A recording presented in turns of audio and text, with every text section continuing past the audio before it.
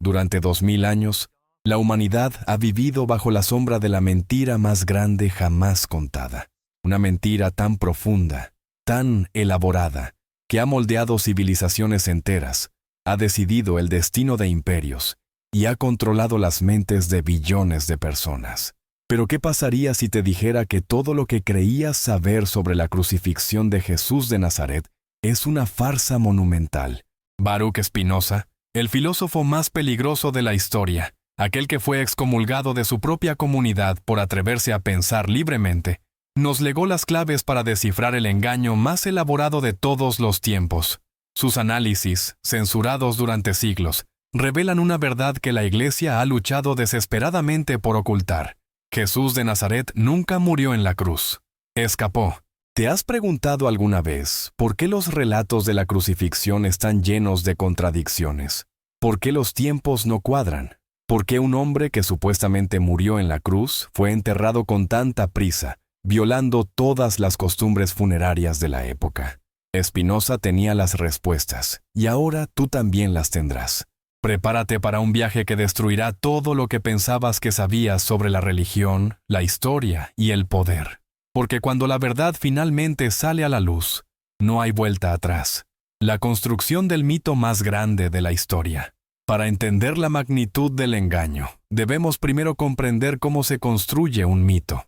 Spinoza sabía algo que los teólogos de su época preferían ignorar: que los textos sagrados no son registros históricos, sino elaboraciones doctrinales diseñadas para controlar y manipular. Cuando aplicamos esta lente analítica a los evangelios, emerge una imagen completamente diferente de los eventos del Calvario.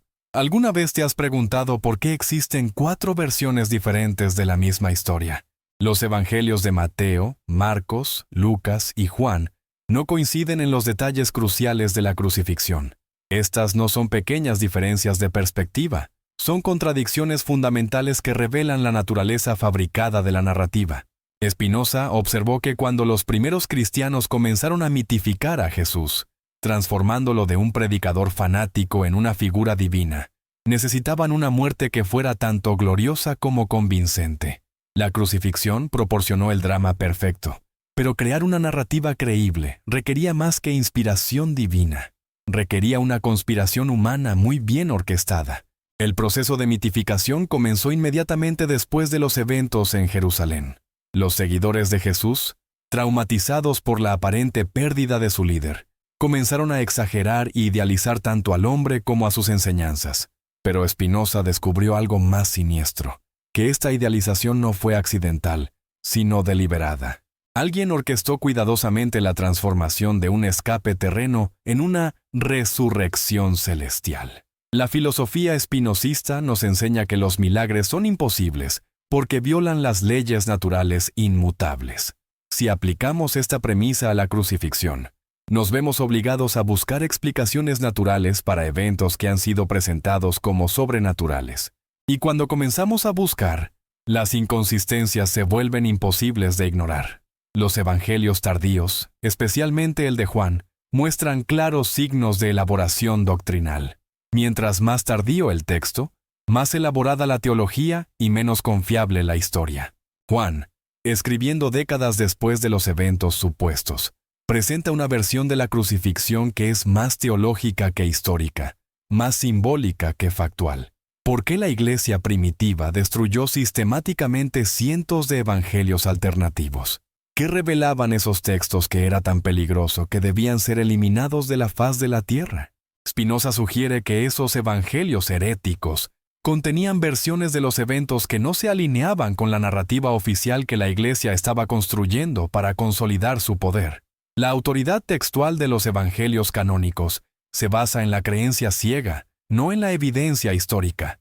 Spinoza demostró que estar en la Biblia no constituye un argumento válido para la veracidad histórica. Los textos fueron compilados, editados y modificados a lo largo de los siglos por personas con agendas muy específicas, personas que tenían mucho que ganar manteniendo ciertas versiones de los eventos y suprimiendo otras. La diferencia fundamental entre fe y evidencia se vuelve crucial aquí. La fe requiere que aceptemos lo que nos dicen sin cuestionamiento.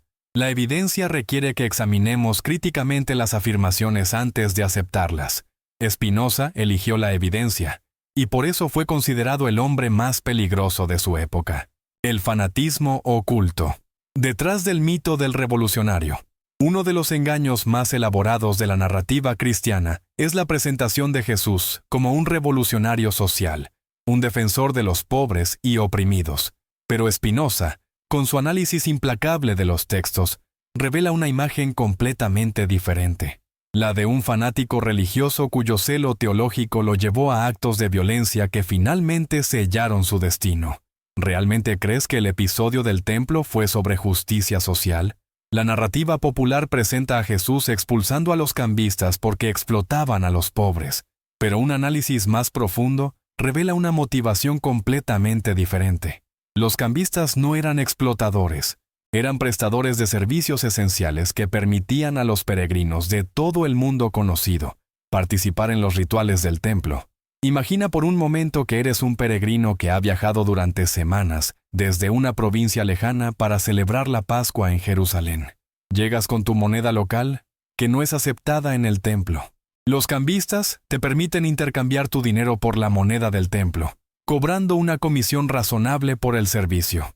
De repente, un fanático religioso irrumpe en el área, volcando las mesas, esparciendo las monedas y destruyendo el sistema que permite tu participación en los rituales sagrados. ¿Quién es realmente el profanador en esta situación?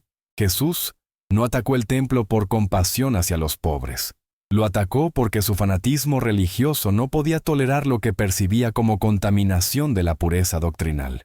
Su obsesión con la pureza teológica lo llevó a un acto de violencia que traumatizó a cientos de peregrinos inocentes y desestabilizó uno de los sistemas económicos más importantes de Jerusalén. La perspectiva de las víctimas de esta violencia rara vez se considera. Los cambistas y vendedores eran personas comunes tratando de ganarse la vida proporcionando servicios legítimos. Cuando Jesús volcó sus mesas y esparció sus mercancías, no estaba luchando contra la opresión. Estaba perpetrando un acto de terrorismo religioso contra trabajadores honestos. Este acto de fanatismo violento no fue impulsivo, fue el resultado de una mentalidad fundamentalista, que veía el mundo en términos absolutos de pureza e impureza.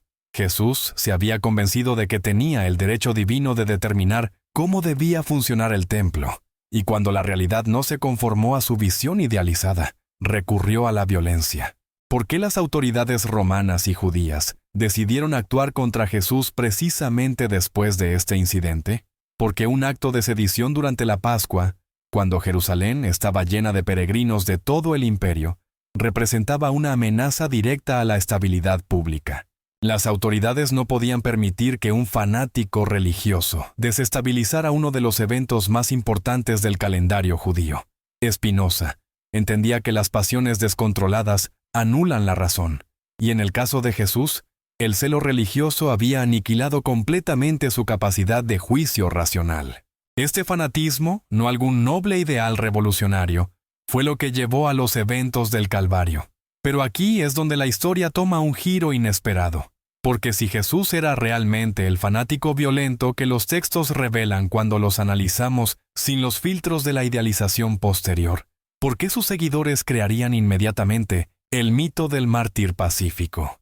La respuesta nos lleva directamente al corazón de la conspiración, porque sabían que había escapado, y necesitaban una narrativa que explicara su desaparición de una manera que fortaleciera, no debilitara, su movimiento.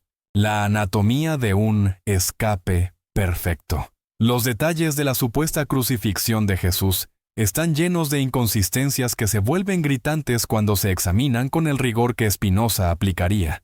Cada elemento de la narrativa oficial parece diseñado más para crear una historia convincente que para registrar hechos históricos reales. ¿Alguna vez te has preguntado por qué Jesús murió tan rápidamente en la cruz? Las crucifixiones romanas típicamente duraban días, no horas. Los romanos habían perfeccionado esta forma de ejecución precisamente porque era lenta y agónica, diseñada para maximizar el sufrimiento y disuadir a otros de cometer crímenes similares. Sin embargo, según los evangelios, Jesús murió en cuestión de horas, un tiempo imposiblemente corto para una crucifixión real. Las circunstancias de su muerte son convenientes de manera sospechosa. Justo cuando parecía que podría sobrevivir más tiempo del esperado, se le ofreció una bebida. Los evangelios describen esta bebida como vinagre o vino agrio. Pero ¿qué pasaría si contenía algo más? En la época de Jesús, existían sustancias naturales que podían inducir un estado de coma profundo, haciendo que una persona pareciera muerta cuando en realidad solo estaba inconsciente. La colaboración de José de Arimatea y Nicodemo se vuelve crucial aquí. Estos no eran seguidores casuales, eran hombres de influencia y recursos. José era miembro del Sanedrín, el consejo judío, y tenía el poder político necesario para obtener el cuerpo de Jesús de las autoridades romanas. Nicodemo era un fariseo adinerado que había mostrado interés en las enseñanzas de Jesús. ¿No te parece extraño que dos hombres tan prominentes de repente aparezcan para reclamar el cuerpo de un supuesto criminal ejecutado? Su participación sugiere una planificación previa, una coordinación que va más allá de la simple devoción religiosa. La tumba privada de José de Arimatea proporcionó el escenario perfecto para el siguiente acto de la obra. En lugar de ser arrojado a una fosa común como era típico para los criminales crucificados, Jesús fue colocado en un sepulcro privado, accesible solo a aquellos que tenían la autorización de José. Esto permitió un control total sobre quién podía acceder al cuerpo y cuándo. El sepultamiento violó múltiples costumbres funerarias judías. Los cuerpos normalmente se lavaban y se preparaban cuidadosamente antes del entierro, un proceso que tomaba horas. Pero Jesús fue enterrado con prisa inusual, envuelto rápidamente en lienzos con especias aromáticas. ¿Por qué la prisa? ¿Por qué violar las tradiciones sagradas que cualquier judío devoto habría respetado? Spinoza habría reconocido inmediatamente que estas violaciones de la norma no eran accidentales. Eran necesarias para el éxito del plan. Un entierro tradicional habría requerido demasiado tiempo y habría involucrado a demasiadas personas, aumentando el riesgo de que el engaño fuera descubierto.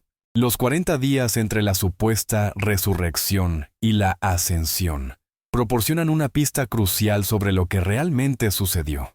40 días es exactamente el tiempo que una persona gravemente herida pero no muerta necesitaría para recuperarse lo suficiente, como para viajar largas distancias. Durante este periodo, Jesús hizo apariciones cuidadosamente controladas solo a sus seguidores más cercanos, nunca a las autoridades o al público en general. ¿Por qué un ser resucitado necesitaría tiempo para sanar? ¿Por qué las apariciones fueron tan limitadas y selectivas? La explicación más lógica es que Jesús estaba recuperándose de heridas reales en un lugar seguro, preparándose para su huida final de la región. Las descripciones de las apariciones post-resurrección revelan detalles fascinantes cuando se examinan críticamente. Los discípulos frecuentemente no lo reconocían al principio. ¿Cómo es posible que personas que habían estado con él durante años no reconocieran inmediatamente a su maestro? La explicación más plausible es que su apariencia había cambiado significativamente debido a las heridas y el trauma físico que había sufrido. Jesús insistió en mostrar las cicatrices de los clavos y la herida de lanza como prueba de su identidad. Pero en lugar de ser evidencia de muerte y resurrección, estas marcas eran evidencia de supervivencia. Las heridas habían sanado, pero las cicatrices permanecían como recordatorios del trauma que había soportado. La ascensión final proporciona la pieza final del rompecabezas. Según los relatos, Jesús fue llevado en una nube que lo ocultó de la vista de sus discípulos. ¿Pero qué si esta nube no era sobrenatural sino muy terrenal? ¿Qué si simplemente proporcionó la cobertura visual necesaria para que Jesús se alejara sin ser visto, comenzando su viaje hacia tierras lejanas donde podría vivir el resto de su vida en seguridad? La conspiración de silencio y la construcción del imperio. La transformación de un escape terreno en una resurrección celestial no fue accidental. Fue una operación de encubrimiento deliberada que requirió la participación de múltiples colaboradores y la supresión sistemática de evidencias contradictorias. Spinoza entendía que cuando el poder está en juego, la verdad se convierte en el primer sacrificio. ¿Te has preguntado alguna vez por qué la iglesia primitiva destruyó sistemáticamente cientos de evangelios alternativos? Estos textos, muchos de los cuales fueron escritos por personas que afirmaban haber conocido a Jesús personalmente, contenían versiones de los eventos que no se alineaban con la narrativa oficial que la jerarquía eclesiástica estaba construyendo. El Evangelio de Tomás, por ejemplo, presenta a Jesús diciendo cosas que contradicen directamente la doctrina que la Iglesia estaba promoviendo. En lugar de presentarse como el Hijo único de Dios, este Evangelio muestra a Jesús enseñando que todos los seres humanos tienen potencial divino. ¿Por qué esta enseñanza era tan peligrosa que el texto tuvo que ser eliminado de la circulación? La respuesta es simple. Porque una religión basada en la igualdad espiritual no puede sostener una jerarquía eclesiástica. Si todos los seres humanos tienen acceso directo a lo divino, ¿para qué necesitan intermediarios?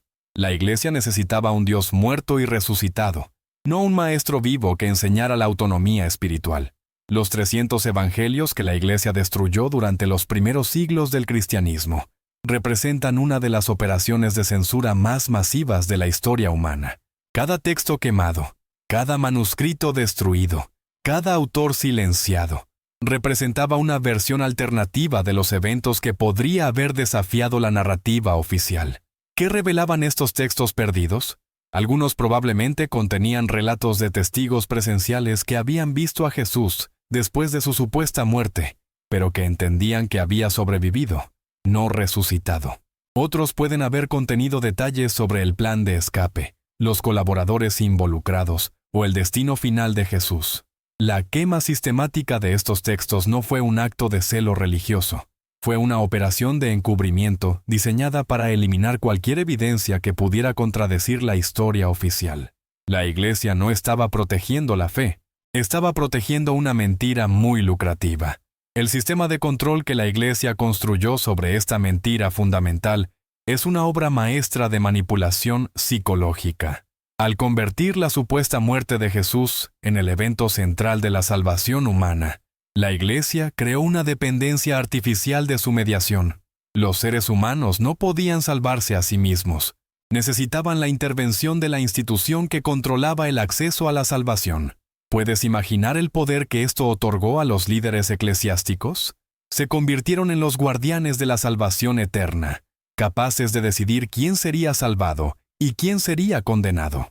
Este poder les permitió acumular riquezas inmensas, controlar reyes y emperadores, y moldear el curso de la civilización occidental durante más de 1000 años. Spinoza reconoció que el miedo a la condenación eterna es una de las herramientas de control más efectivas jamás desarrolladas. Cuando las personas creen que su destino eterno depende de su obediencia a una institución específica, se vuelven extraordinariamente dóciles y manipulables. La Iglesia no inventó este miedo, lo cultivó sistemáticamente durante siglos. La ironía suprema es que si Jesús realmente escapó de la crucifixión y vivió el resto de su vida en libertad, entonces toda la estructura teológica del cristianismo se basa en una premisa falsa. No hubo sacrificio expiatorio, no hubo conquista de la muerte, no hubo apertura de las puertas del cielo. Hubo simplemente un hombre inteligente que logró escapar de una situación peligrosa y vivir para contar la historia. Pero la historia nunca fue contada, al menos no públicamente. En su lugar, sus seguidores crearon una narrativa mucho más poderosa y comercialmente viable. La historia de un Dios que murió por la humanidad y luego resucitó para ofrecer salvación eterna a aquellos que creyeran y obedecieran. Los beneficiarios de esta farsa monumental fueron los líderes de la Iglesia que construyeron imperios de poder y riqueza sobre la base de esta mentira fundamental. Durante siglos, papas y obispos vivieron como reyes, acumulando tesoros inmensas mientras predicaban pobreza y humildad a sus seguidores. Las evidencias perdidas y las contradicciones inexplicables. Cuando aplicamos el método crítico de Spinoza a las evidencias físicas y documentales de la crucifixión, encontramos un patrón perturbador de ausencias convenientes y contradicciones inexplicables. Es como si alguien hubiera trabajado deliberadamente para eliminar cualquier rastro que pudiera revelar la verdad de lo que realmente sucedió en Jerusalén hace 2000 años. ¿Dónde están los registros oficiales romanos de la crucifixión de Jesús? Los romanos eran meticulosos documentalistas, especialmente cuando se trataba de ejecuciones públicas que podrían tener implicaciones políticas. Sin embargo, no existe ni un solo documento oficial romano que registre la crucifixión de Jesús de Nazaret. ¿Cómo es posible que un evento tan significativo no dejara rastro en los archivos imperiales? Poncio Pilatos, el gobernador romano de Judea, habría estado obligado a informar a Roma sobre cualquier ejecución de un líder religioso que hubiera causado disturbios públicos. Los archivos romanos contienen registros detallados de ejecuciones mucho menos significativas. ¿Por qué no hay registros de la crucifixión de Jesús? La explicación más plausible es que nunca hubo una crucifixión real que registrar. Las cronologías de los eventos son médicamente imposibles. Según los evangelios, Jesús fue arrestado, juzgado, torturado, crucificado y murió en un periodo de menos de 24 horas. Cualquier médico te dirá que un ser humano que hubiera sufrido la tortura descrita en los evangelios no habría sido físicamente capaz de cargar una cruz, mucho menos sobrevivir a una crucifixión durante horas. La descripción de las heridas de Jesús también presenta problemas médicos graves. La herida de lanza, descrita en el Evangelio de Juan, supuestamente produjo un flujo de sangre y agua, pero un cadáver no sangra. La sangre se coagula y se asienta después de la muerte. Si realmente fluyó sangre de la herida, eso sería evidencia de que el corazón aún estaba bombeando, indicando que Jesús aún estaba vivo. ¿Por qué los soldados romanos no quebraron las piernas de Jesús como hicieron con los otros crucificados? Quebrar las piernas era el procedimiento estándar para acelerar la muerte en la crucifixión, ya que impedía que la víctima se sostuviera para respirar. El hecho de que no quebraran las piernas de Jesús sugiere que ya lo consideraban muerto. Pero ¿cómo podían estar seguros sin verificar signos vitales? La ausencia total de evidencia arqueológica es particularmente reveladora. Jerusalén ha sido excavada extensivamente durante más de un siglo, pero nunca se ha encontrado evidencia física de la crucifixión de Jesús. No hay restos del madero de la cruz, no hay clavos, no hay evidencia del sepulcro. Para un evento que supuestamente fue presenciado por multitudes, la ausencia de evidencia física es sospechosa. Las tumbas vacías son otro elemento problemático de la narrativa. Si Jesús realmente resucitó, ¿por qué no se preservó el sepulcro como un sitio sagrado? Los primeros cristianos eran devotos del culto a las reliquias.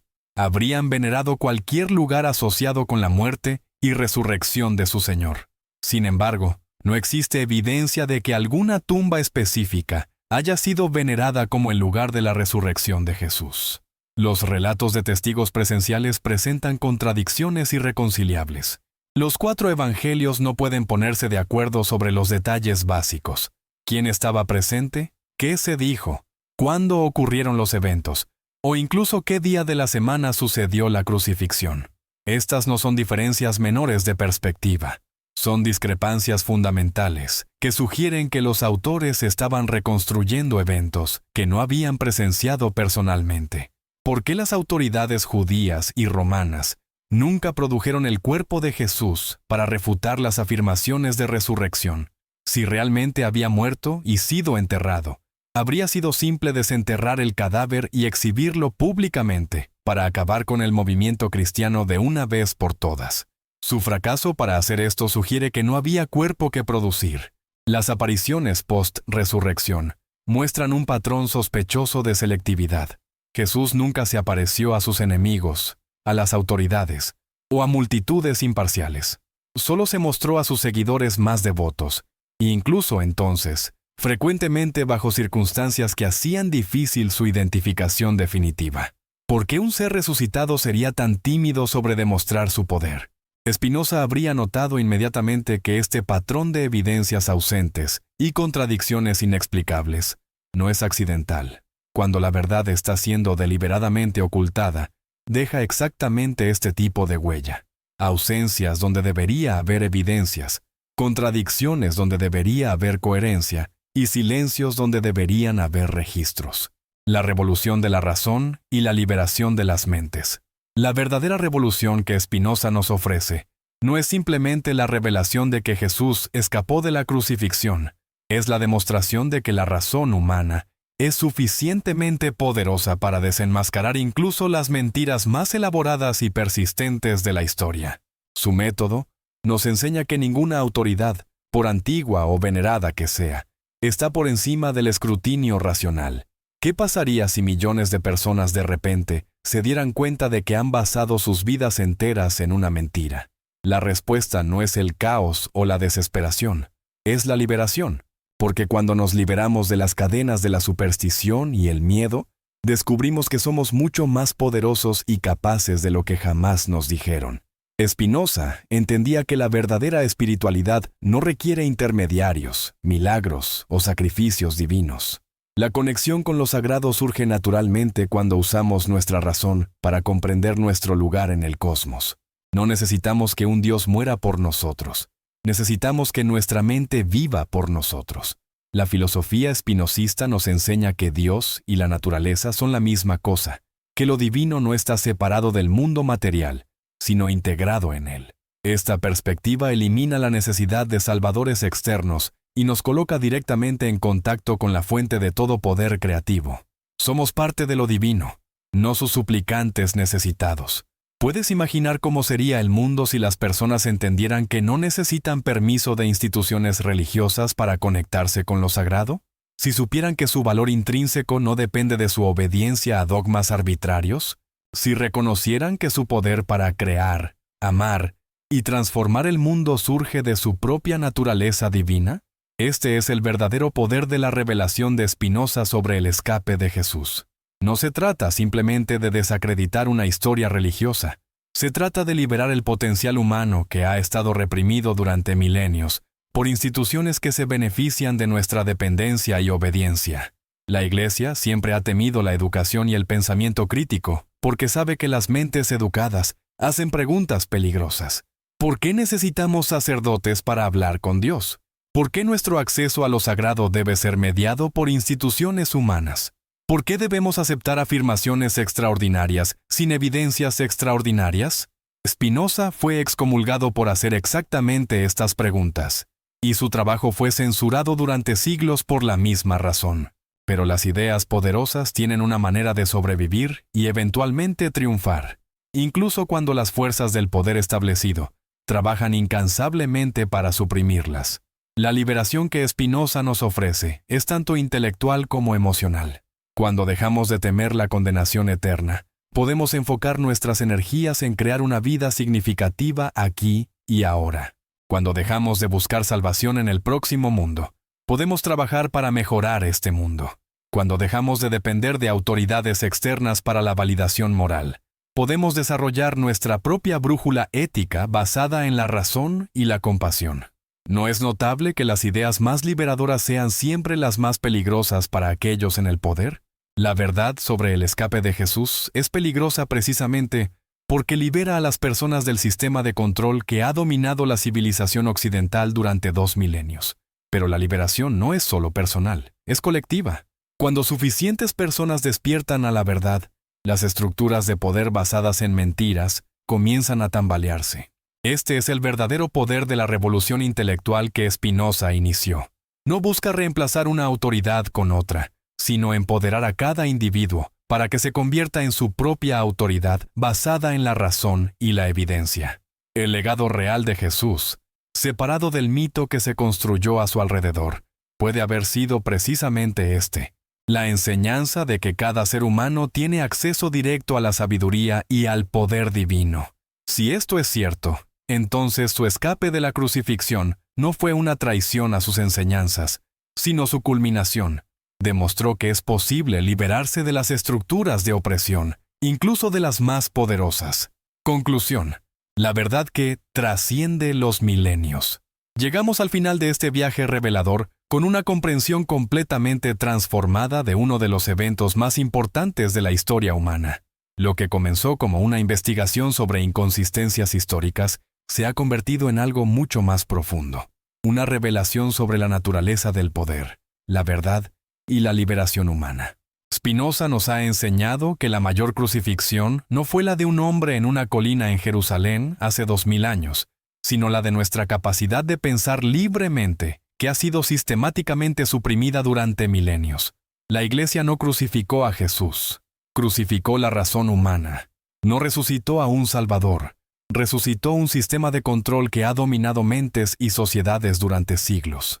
Pero si Jesús realmente escapó de la cruz, si realmente vivió más allá de los eventos del Calvario, entonces su verdadero mensaje puede haber sido precisamente el que Spinoza redescubrió siglos después, que la liberación es posible, que la verdad es más poderosa que la mentira, y que ningún sistema de opresión, por antiguo o venerado que sea, puede resistir para siempre el poder de una mente que se niega a ser esclavizada. Jesús engañó a los romanos. Probablemente. ¿La Iglesia engañó al mundo? Definitivamente. Pero la mentira más grande no fue sobre lo que pasó en el Calvario. Fue sobre lo que somos capaces de lograr cuando dejamos de creer que necesitamos salvadores externos y comenzamos a confiar en nuestro propio poder interno. La revolución de Spinoza no termina con la revelación del escape de Jesús. Comienza ahí. Porque una vez que entendemos que hemos sido engañados sobre algo tan fundamental, comenzamos a cuestionar todo lo demás. Y cuando comenzamos a cuestionar todo, comenzamos a descubrir nuestra propia capacidad infinita para la verdad, la creatividad y la transformación. El gran fraude del Calvario finalmente ha sido expuesto, no para destruir la espiritualidad humana, sino para liberarla de las cadenas que la han restringido durante 2 milenios. La verdad no necesita milagros para ser poderosa. Solo necesita mentes lo suficientemente valientes para abrazarla y corazones lo suficientemente fuertes para actuar según ella. Spinoza arriesgó todo para darnos esta verdad. ¿Qué haremos nosotros con este regalo extraordinario? ¿Continuaremos viviendo la mentira cómoda? ¿O tendremos el coraje de vivir la verdad liberadora? La elección, como siempre, es nuestra. Pero ahora, por primera vez en 2000 años, es una elección informada. Y eso, más que cualquier milagro, es verdaderamente revolucionario. La operación de encubrimiento más sofisticada de la historia. ¿Alguna vez te has preguntado cómo sería posible que un hombre herido, torturado y aparentemente muerto pudiera no solo sobrevivir, sino planear y ejecutar el escape más elaborado de la historia antigua?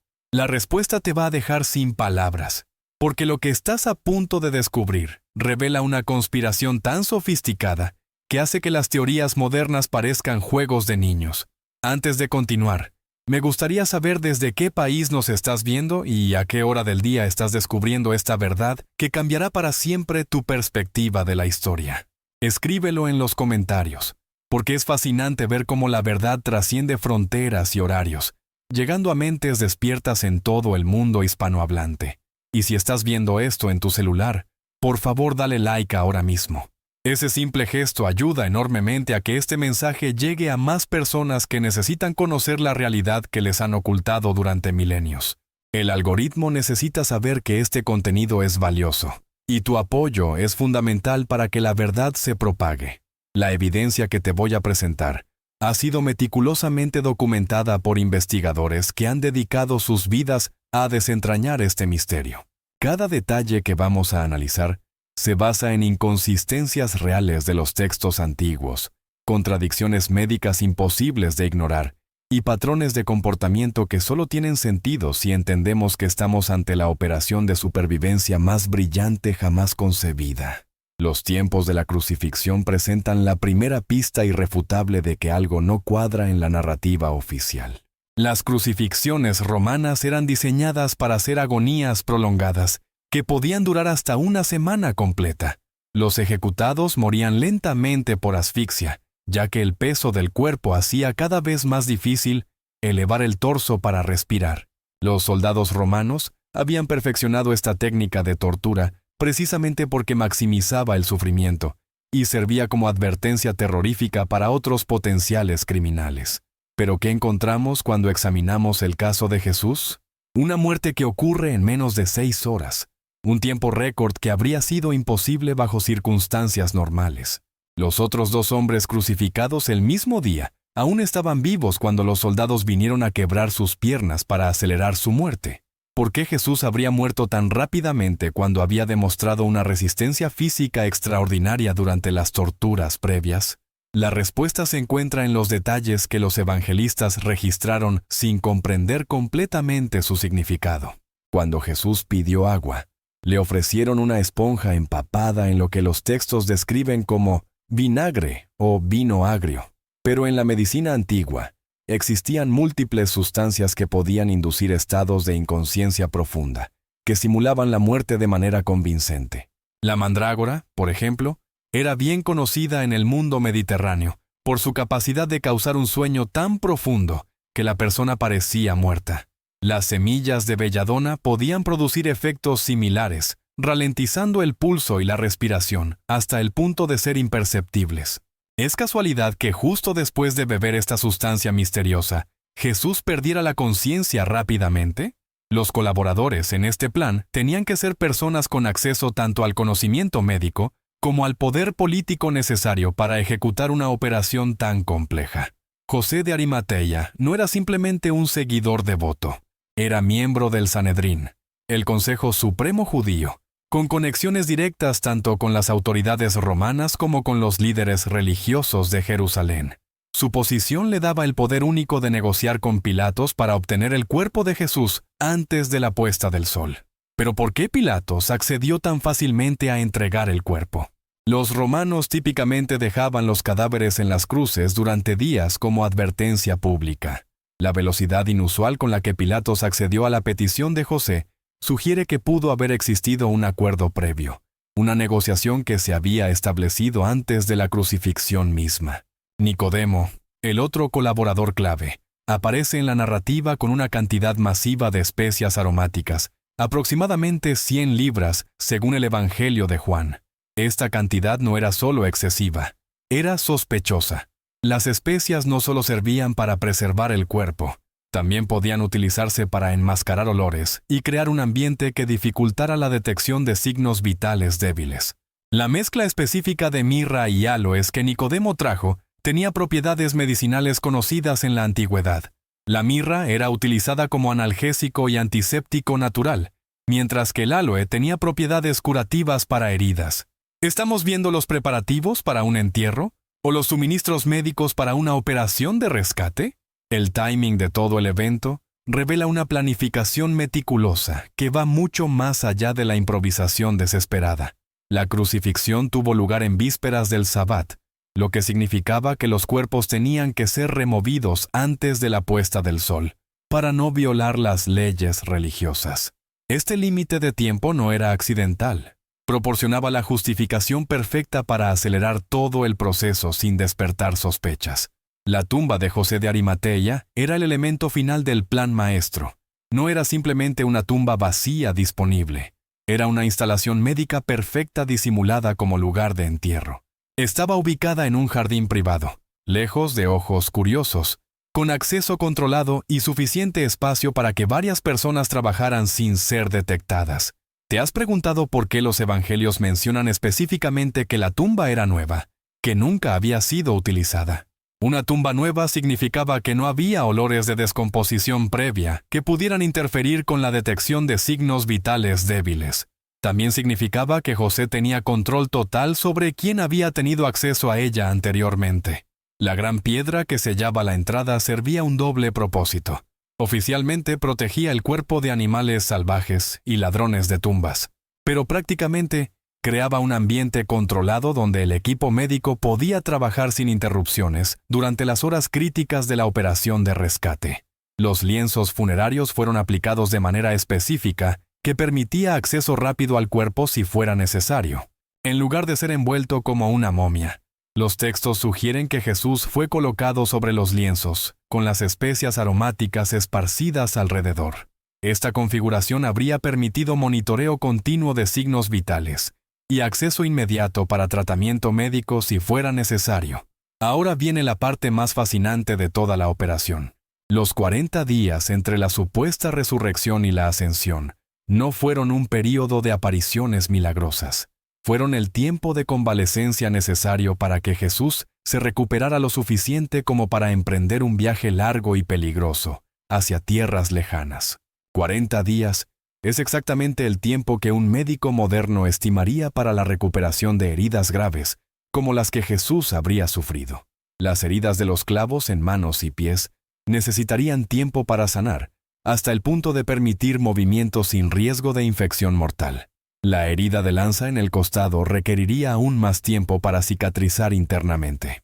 Durante este periodo de recuperación, las apariciones fueron cuidadosamente coreografiadas para mantener la moral de los seguidores mientras se preparaba la fase final del plan.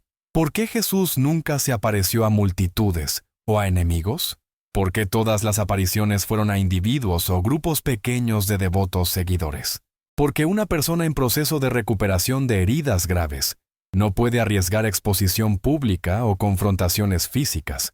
Las descripciones de estas apariciones revelan detalles médicos fascinantes cuando se analizan sin los filtros de la interpretación teológica posterior.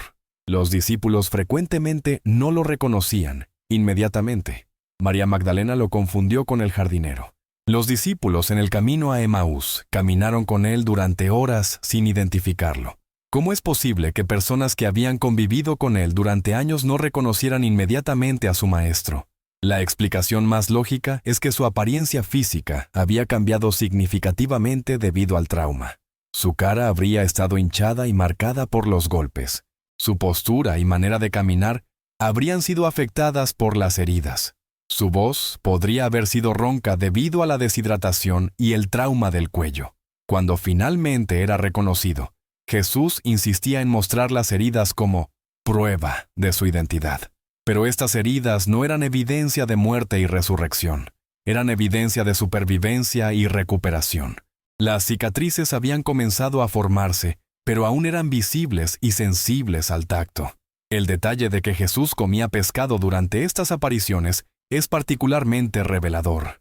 Un ser espiritual resucitado no necesitaría alimento físico, pero un hombre recuperándose de heridas graves habría necesitado nutrición abundante para restaurar su fuerza.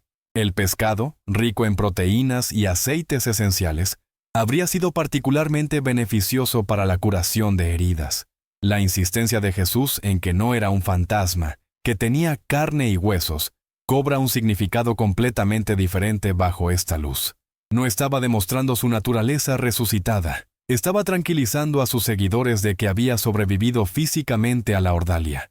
Ahora, antes de continuar revelando cómo se ejecutó la fase final de este escape histórico, necesito pedirte algo importante. Si esta información está abriendo tus ojos a una realidad que nunca habías considerado, compártela con al menos una persona que conozcas. Puede ser un familiar, un amigo, un compañero de trabajo. La verdad que has estado ocultada durante 2 milenios solo puede liberarse si personas valientes como tú tienen el coraje de compartirla. No se trata de destruir la fe de nadie. Se trata de liberar las mentes de la manipulación histórica que ha sido utilizada para controlar poblaciones enteras durante siglos. Tu capacidad de pensar críticamente y cuestionar narrativas establecidas es exactamente lo que los poderes establecidos han temido durante generaciones. La fase final del plan se desarrolló con la misma precisión militar que había caracterizado toda la operación. La ascensión al cielo no fue un evento sobrenatural. Fue una partida terrestre cuidadosamente coreografiada para proporcionar closure a los seguidores, mientras permitía que Jesús desapareciera permanentemente de la región. La ubicación elegida para la ascensión es significativa. El Monte de los Olivos proporcionaba elevación suficiente para crear efectos visuales dramáticos, especialmente durante las horas del amanecer o atardecer, cuando las nubes y la bruma podían ocultar movimientos. La descripción bíblica de que una nube lo recibió cobra sentido perfectamente como cobertura natural para una partida discreta.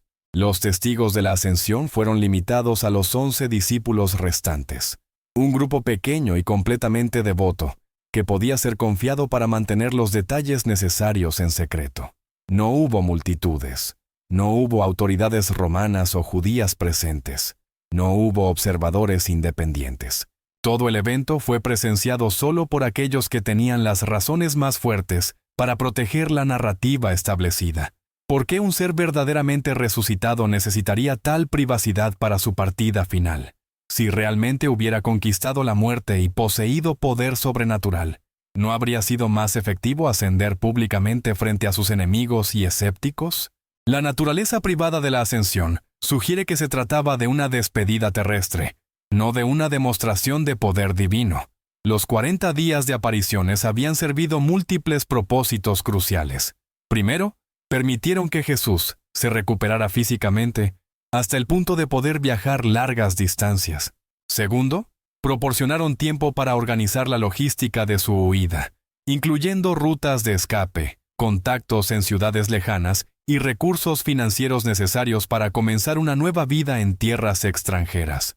Tercero, y quizás más importante, estos 40 días permitieron la transición psicológica de sus seguidores de la desesperación inicial a una nueva comprensión de su misión. En lugar de ser seguidores de un líder ejecutado, se convertían en testigos de un milagro que les daba autoridad y propósito renovados. La preparación logística para un viaje hacia el Oriente habría requerido recursos considerables y planificación meticulosa. Las rutas comerciales hacia la India y más allá eran bien establecidas en el siglo I, pero requerían conexiones, dinero y conocimiento de idiomas y costumbres locales. Los 40 días proporcionaron tiempo suficiente para establecer estos elementos esenciales. José de Arimatea, siendo un hombre adinerado con conexiones comerciales, habría tenido acceso tanto a los recursos financieros como a las redes de contactos necesarias para facilitar tal viaje. Su riqueza no era accidental en esta historia. Era un elemento esencial del plan desde el principio. Las tradiciones orientales que colocan a un maestro llamado Isa en la India durante este periodo histórico cobran nueva relevancia bajo esta interpretación. Estos no son mitos tardíos creados para explicar lagunas en la historia cristiana. Son registros independientes de eventos reales que fueron sistemáticamente ignorados o suprimidos por la Iglesia occidental, porque contradecían la narrativa oficial de muerte y resurrección. Los documentos budistas e hindúes que describen a este maestro del oeste muestran conocimientos y enseñanzas notablemente similares a las atribuidas a Jesús. ¿Es casualidad? ¿O estamos viendo evidencia de la continuación de las enseñanzas del mismo hombre en un nuevo contexto cultural? La descripción física de Isa en estos textos orientales incluye menciones de cicatrices en manos y pies, detalles que serían inexplicables si se tratara simplemente de otro maestro espiritual. Estas marcas físicas proporcionan un vínculo tangible entre el Jesús de los Evangelios y el Isa de las tradiciones asiáticas. La longevidad reportada de Isa en estos registros orientales también es significativa. Los textos sugieren que vivió hasta una edad muy avanzada, enseñando y viajando por décadas después de su llegada a la región. Esta longevidad habría sido posible para alguien que había escapado de la muerte, no para alguien que había sido literalmente resucitado de entre los muertos. Las enseñanzas atribuidas a Isa durante este periodo muestran una evolución natural de los temas encontrados en los evangelios, pero con una sofisticación y profundidad que sugiere décadas de reflexión y experiencia adicional. No son repeticiones mecánicas de ideas previas, son el desarrollo orgánico de un pensamiento maduro, que había tenido tiempo de crecer y evolucionar. La ubicación de la supuesta tumba de Isa en Srinagar, Kashmir, presenta otro elemento intrigante del rompecabezas. Esta tumba, conocida localmente como Rosabal, ha sido venerada durante siglos como el lugar de descanso final del maestro que vino del oeste. Los registros locales mantienen tradiciones orales detalladas sobre la vida y enseñanzas de este hombre extraordinario. ¿Por qué la Iglesia cristiana nunca investigó seriamente estas tradiciones orientales? ¿Por qué los misioneros cristianos que llegaron a estas regiones durante los periodos coloniales no mostraron interés en explorar estos posibles vínculos históricos? La respuesta es obvia. Porque estas tradiciones amenazaban con desmoronar toda la estructura teológica que la Iglesia había construido sobre la narrativa de muerte y resurrección. La supresión sistemática de estas evidencias orientales revela la naturaleza política de la interpretación cristiana de los eventos del primer siglo. La Iglesia no estaba interesada en la verdad histórica, estaba interesada en mantener una narrativa que justificara su poder y autoridad institucional. Pero la evidencia tiene una manera de sobrevivir incluso a los esfuerzos más determinados de suprimirla. Los registros orientales, preservados en tradiciones que estaban fuera del alcance del poder eclesiástico occidental, proporcionan una ventana única hacia lo que realmente pudo haber sucedido después de los eventos del Calvario. La transformación de Jesús de un predicador local en una figura divina universal, requirió su ausencia física de la escena. Un Jesús vivo y presente habría complicado enormemente los esfuerzos de sus seguidores para crear el mito elaborado que eventualmente se convertiría en cristianismo institucional. Su escape no solo salvó su vida, también hizo posible su deificación. Los años de vida adicional que Jesús pudo haber disfrutado en el Oriente le habrían proporcionado la oportunidad de reflexionar sobre los eventos de su juventud, desarrollar sus ideas espirituales más plenamente, y quizás incluso observar desde la distancia cómo sus enseñanzas originales fueron siendo transformadas y distorsionadas por aquellos que afirmaban seguirlo. Esta perspectiva da un significado completamente nuevo a las palabras atribuidas a Jesús sobre la necesidad de que Él se fuera para que el Espíritu pudiera venir. No estaba hablando de muerte sacrificial, estaba hablando de la necesidad práctica de su ausencia física para permitir que sus seguidores desarrollaran su propia autoridad espiritual independiente. El verdadero legado de Jesús, entonces, no sería su muerte vicaria por los pecados de la humanidad, sino su demostración de que es posible escapar de incluso las situaciones más desesperadas a través de la inteligencia, la planificación cuidadosa y el coraje de desafiar las expectativas establecidas. Su escape del Calvario se convierte en una metáfora poderosa para la capacidad humana de liberarse de toda forma de opresión y control. Esta interpretación no disminuye la importancia espiritual de Jesús, la transforma. En lugar de ser un sacrificio pasivo ofrecido por fuerzas sobrenaturales, se convierte en un héroe activo que usó su ingenio humano para superar obstáculos aparentemente imposibles. Su historia se convierte en una inspiración para la acción humana, no para la dependencia divina. La conspiración para mantener este secreto habría requerido la participación activa de un círculo interno de seguidores que entendían la diferencia entre la verdad literal y la verdad simbólica. Estos individuos habrían sabido que la resurrección era una metáfora poderosa para la supervivencia del Espíritu de Jesús y sus enseñanzas, no un evento físico literal. Con el tiempo, esta distinción se perdió. Las generaciones posteriores de cristianos, separadas de los eventos originales por décadas y siglos, comenzaron a interpretar literalmente lo que había sido concebido simbólicamente. La metáfora se convirtió en doctrina, y la doctrina se convirtió en dogma incuestionable.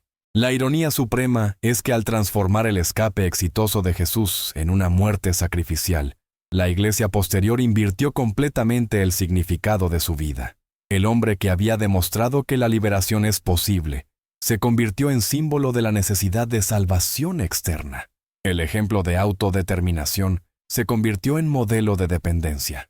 Pero la verdad, como Spinoza sabía, tiene una manera de emerger eventualmente, sin importar cuánto tiempo haya sido suprimida. Los métodos críticos de análisis que él desarrolló nos permiten ver a través de siglos de distorsión y manipulación, para vislumbrar lo que realmente pudo haber sucedido en aquellos días cruciales en Jerusalén. Y lo que vemos es mucho más inspirador que la narrativa tradicional. Vemos a un ser humano utilizando su inteligencia, coraje y recursos para superar obstáculos aparentemente imposibles. Vemos la demostración práctica de que ningún sistema de poder, por aparentemente invencible que sea, está verdaderamente más allá del desafío humano. Vemos la prueba de que la liberación no es solo posible, es nuestro derecho y responsabilidad como seres racionales. El escape de Jesús del Calvario se convierte así en el primer gran acto de resistencia contra el sistema de poder que eventualmente se convertiría en la Iglesia institucional. Su negativa a aceptar el papel de víctima sacrificial que otros habían diseñado para él se convierte en modelo para nuestra propia negativa a aceptar los roles limitantes que las instituciones contemporáneas continúan tratando de imponer sobre nosotros. Esta es la verdadera revolución que Spinoza nos ofrece. No simplemente la revelación de eventos históricos alternativos, sino el reconocimiento de nuestro propio poder para cuestionar, desafiar y, cuando sea necesario, escapar de los sistemas de control que limitan nuestro potencial humano pleno.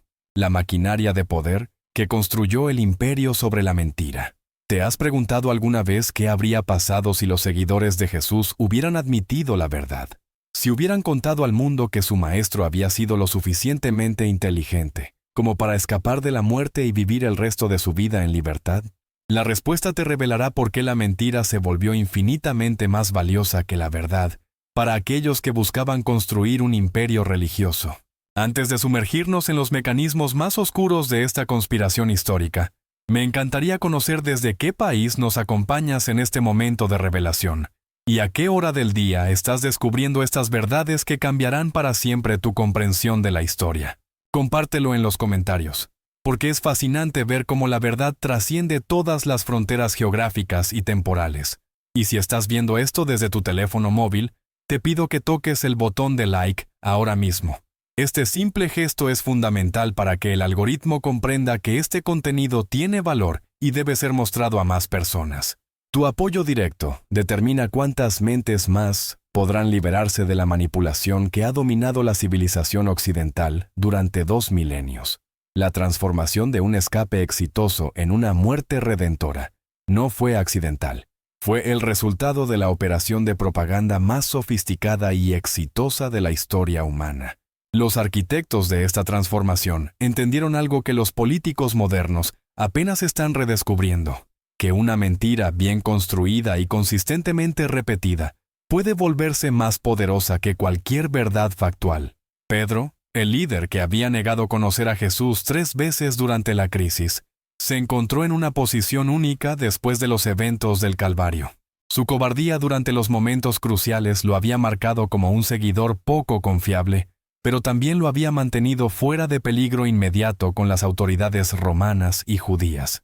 Esta posición paradójica le dio la oportunidad de reinventarse completamente. Pero ¿cómo transforma un pescador cobarde su reputación dañada en autoridad espiritual suprema? La respuesta está en comprender que Pedro no solo necesitaba redimirse personalmente, necesitaba crear una narrativa que justificara su liderazgo del movimiento después de que Jesús hubiera desaparecido físicamente de la escena. La afirmación de que Jesús había resucitado proporcionó la solución perfecta a múltiples problemas simultáneamente. Primero, explicaba por qué el cuerpo había desaparecido del sepulcro, sin implicar que alguien había ayudado a Jesús a escapar.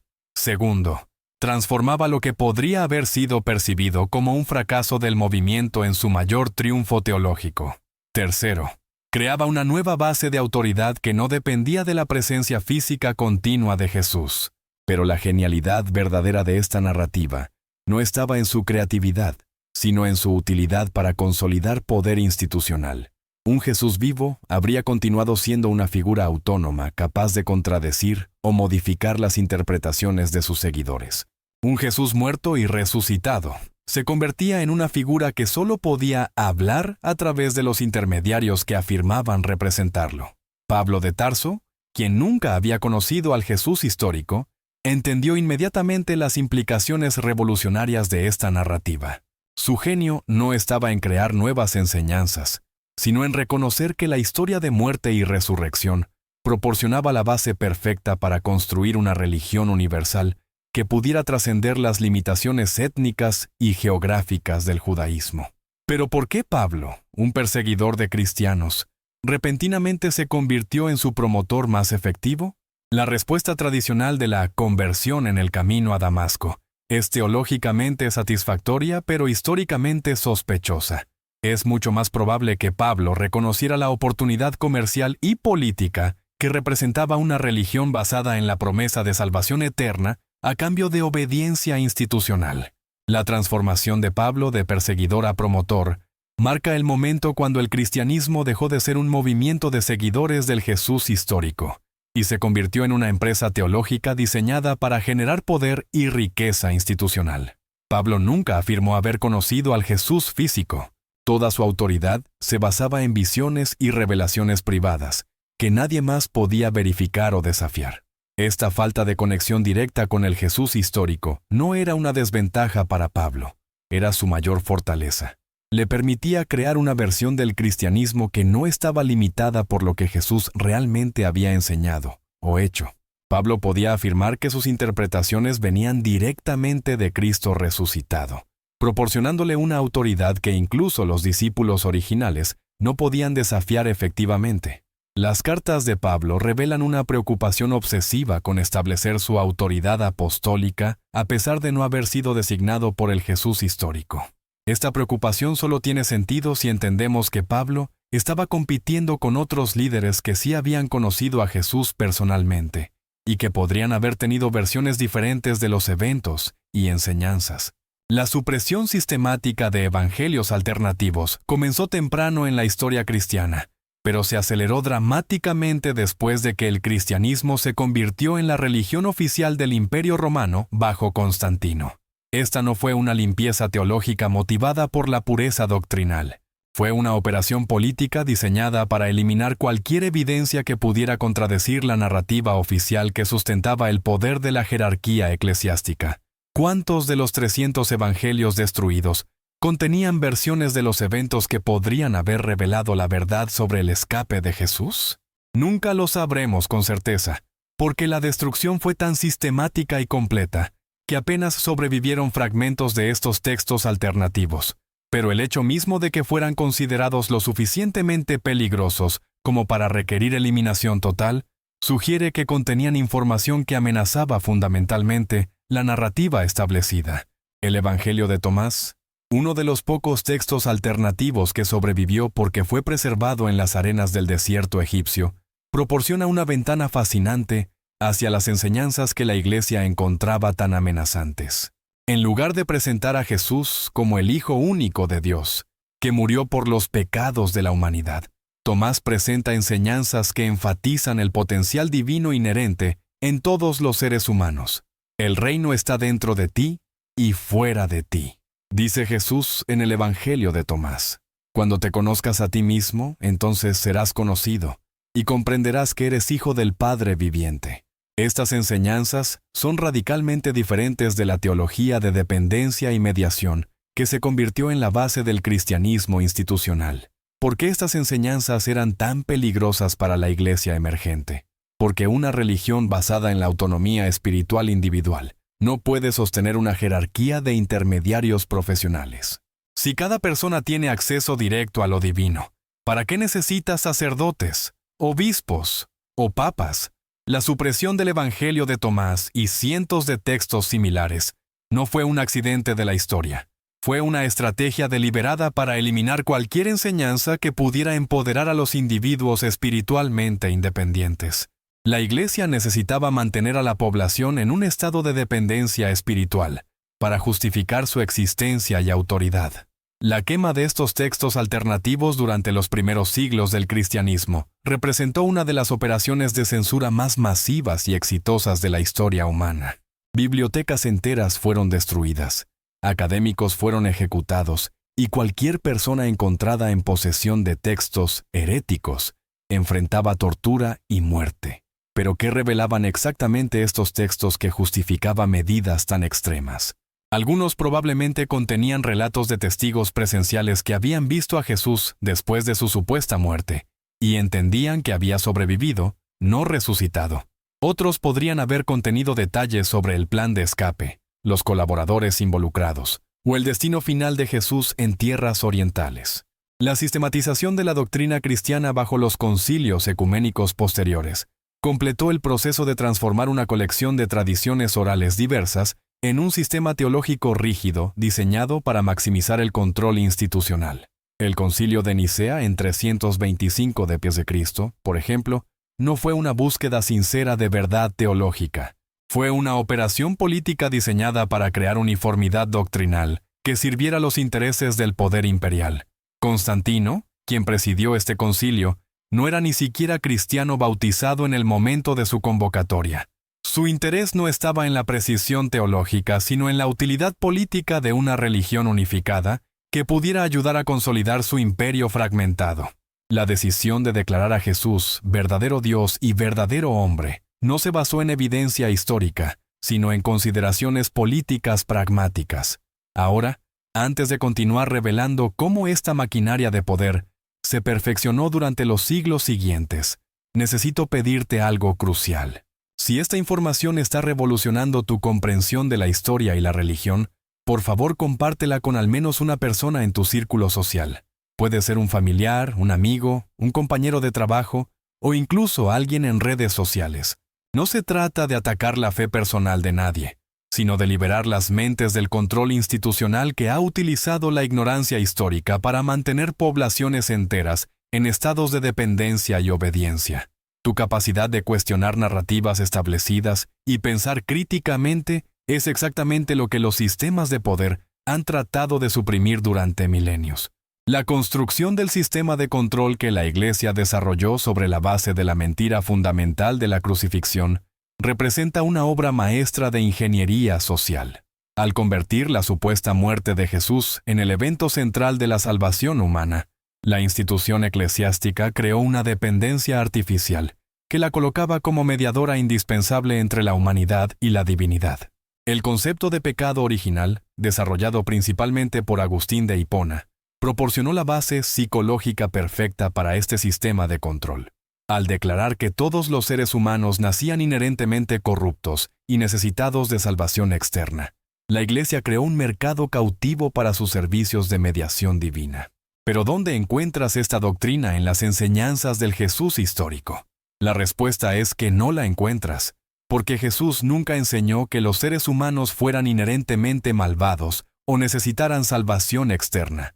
Estas doctrinas fueron desarrolladas siglos después por teólogos que necesitaban justificar la necesidad de una institución eclesiástica poderosa. El sistema de sacramentos que la Iglesia desarrolló creó puntos de control institucional en todos los momentos cruciales de la vida humana. Desde el bautismo en la infancia hasta los últimos ritos en la muerte, los seres humanos fueron condicionados a creer que no podían navegar exitosamente ninguna transición vital sin la intervención de la autoridad eclesiástica. Este sistema de dependencia sacramental generó flujos de ingresos masivos para la institución. Las bodas, funerales, bautismos y otros rituales de transición requerían pagos a la Iglesia. Los diezmos y ofrendas se convirtieron en obligaciones morales respaldadas por amenazas de condenación eterna. La venta de indulgencias eventualmente se convirtió en una industria masiva que financió la construcción de catedrales y el estilo de vida lujoso del clero. La Inquisición representó el perfeccionamiento último de este sistema de control. Cualquier persona que cuestionara la autoridad eclesiástica o expresara dudas sobre las doctrinas oficiales podía ser acusada de herejía y enfrentar tortura, confiscación de propiedades y ejecución. Este sistema de terror intelectual efectivamente suprimió el pensamiento crítico durante siglos enteros. ¿Te das cuenta de la ironía suprema? La institución que afirmaba representar a un hombre que supuestamente había predicado amor y compasión, se convirtió en una de las organizaciones más violentas y opresivas de la historia humana. Las cruzadas, la Inquisición, la caza de brujas y innumerables otras atrocidades fueron cometidas en nombre del Príncipe de la Paz. Esta contradicción masiva solo tiene sentido cuando entendemos que la Iglesia institucional nunca estuvo realmente siguiendo las enseñanzas del Jesús histórico. Estaba explotando comercialmente una narrativa fabricada sobre muerte y resurrección que había sido diseñada desde el principio para generar poder y riqueza institucional. Los papas vivían como emperadores, acumulando tesoros inmensas mientras predicaban pobreza a sus seguidores. Construyeron palacios magníficos y sostuvieron ejércitos mientras enseñaban humildad y pacifismo.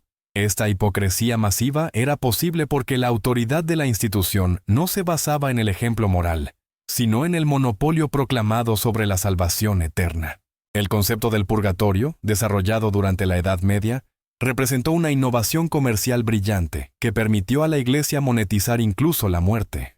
Al crear un estado intermedio entre cielo e infierno, donde las almas podían ser ayudadas a través de oraciones pagadas y misas, la institución generó una fuente de ingresos que continuaba mucho después de que los individuos hubieran muerto. Las familias gastaban fortunas tratando de reducir el tiempo que sus seres queridos supuestamente pasarían en el purgatorio. Esta explotación comercial del dolor y la preocupación humana representa uno de los aspectos más cínicos del sistema de control eclesiástico. La venta sistemática de posiciones eclesiásticas, conocida como simonía, reveló la naturaleza completamente comercial de la operación. Los cargos de obispo, arzobispo e incluso papa se vendían al mejor postor, sin ninguna consideración por la competencia espiritual o moral. La Iglesia habíase convertido explícitamente en una corporación cuyo producto principal era la promesa de salvación eterna.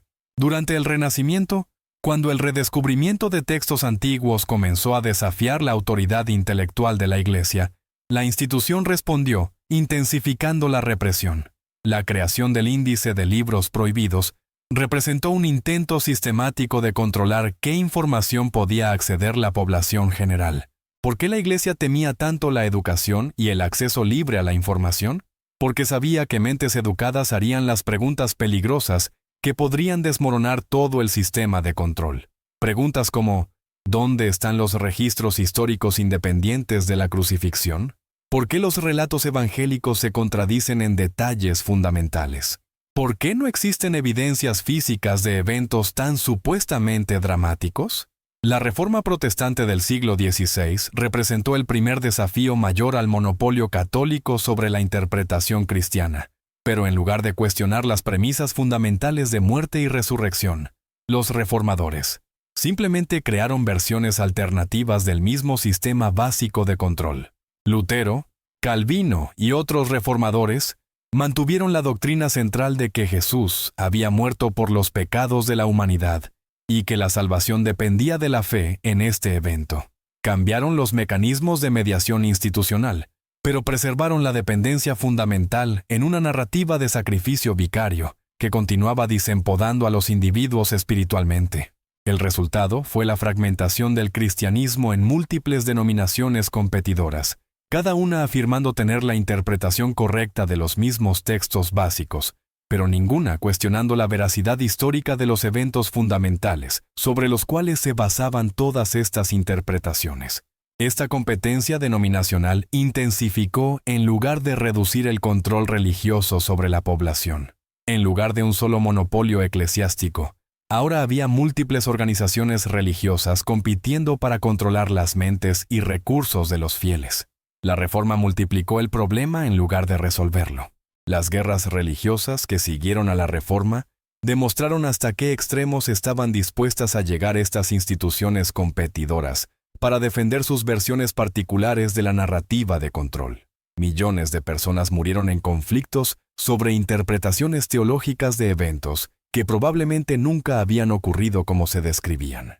La ironía suprema es que si Jesús realmente había escapado de la crucifixión y vivido el resto de su vida enseñando principios de amor, compasión y liberación espiritual, habría estado horrorizado por las atrocidades cometidas en su nombre por instituciones que afirmaban seguirlo.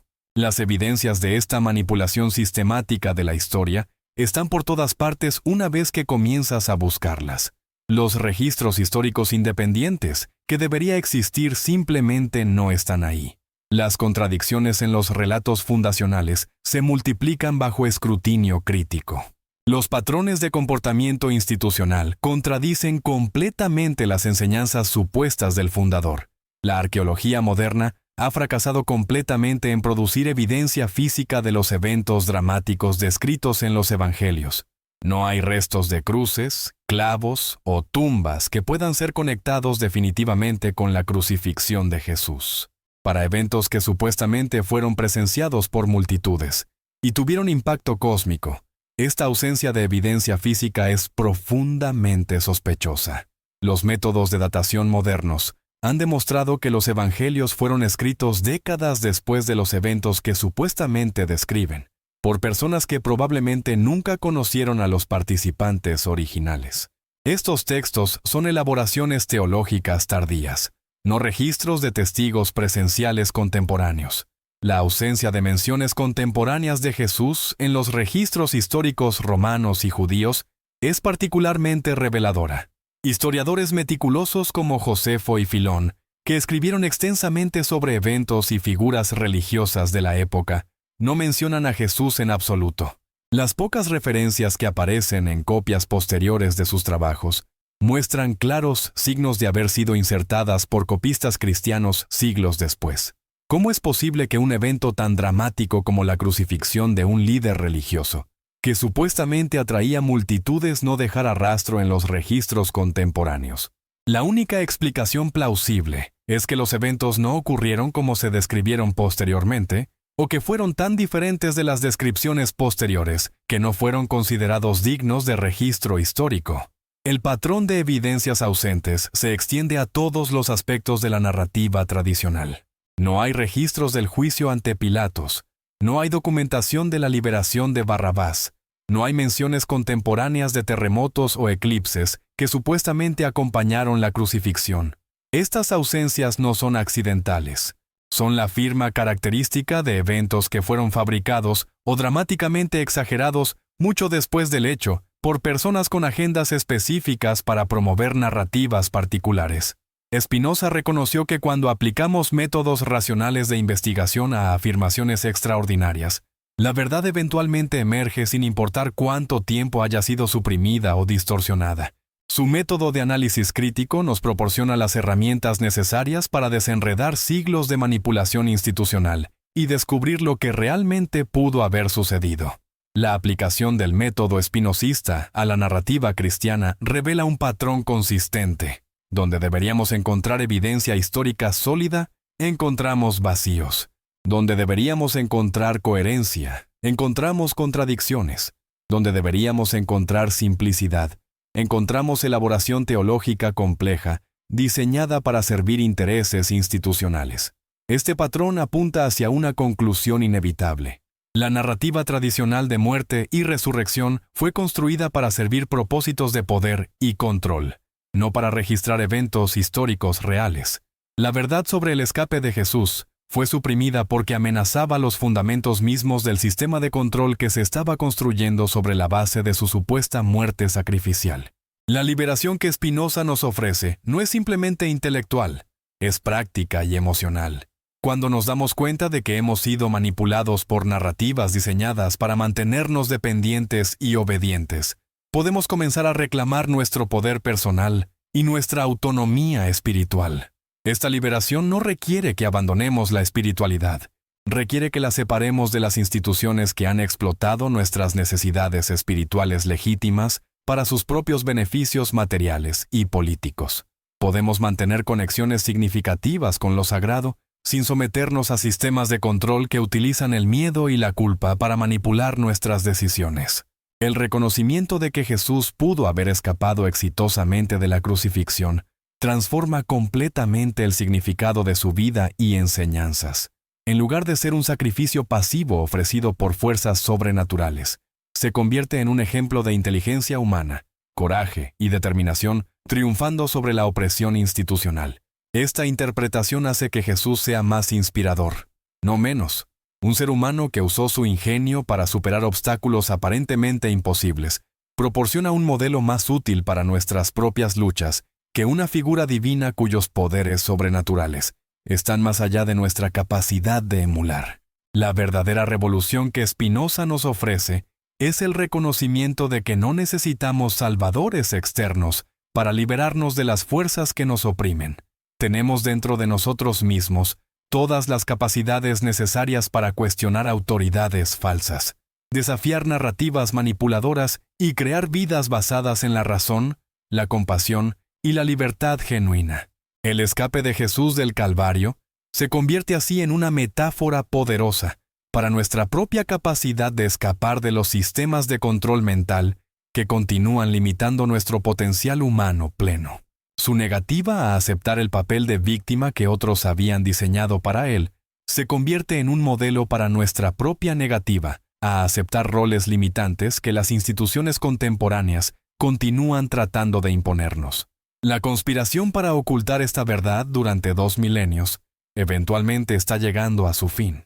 Los métodos de análisis crítico que Spinoza desarrolló, combinados con las herramientas de investigación moderna, están haciendo cada vez más difícil mantener narrativas históricas que no pueden resistir el escrutinio racional. Vivimos en un momento único en la historia humana donde la información está más ampliamente disponible que nunca antes. Las barreras institucionales que una vez controlaban qué podía saber la gente, están siendo erosionadas por tecnologías que permiten la comunicación directa entre individuos sin mediación institucional. Esta democratización del acceso a la información está creando las condiciones perfectas para que verdades largo tiempo suprimidas finalmente emerjan a la conciencia pública. La revelación del escape de Jesús es solo el comienzo de un proceso más amplio de desmitificación que eventualmente transformará nuestra comprensión de la historia, la religión y el poder. Pero esta transformación no sucederá automáticamente. Requiere individuos valientes que estén dispuestos a cuestionar narrativas establecidas, compartir información liberadora y apoyar a otros en sus propios procesos de despertar intelectual y espiritual.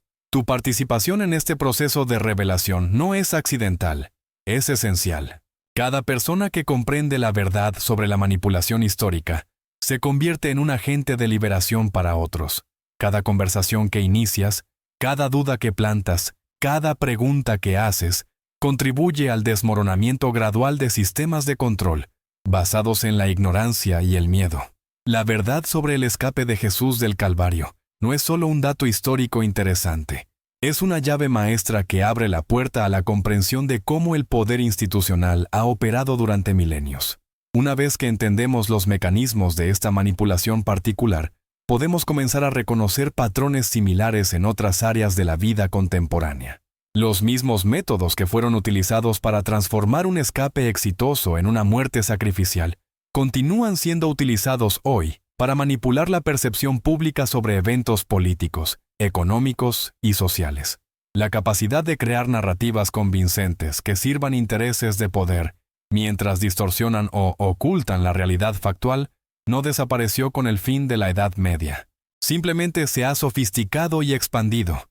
Comprender la historia real del cristianismo primitivo nos proporciona una educación invaluable sobre cómo reconocer y resistir la manipulación institucional en todas sus formas. Nos enseña a hacer las preguntas críticas.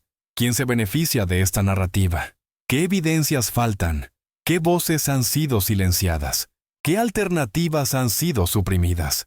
Estas son las herramientas intelectuales que Spinoza nos legó, y son más relevantes hoy que nunca.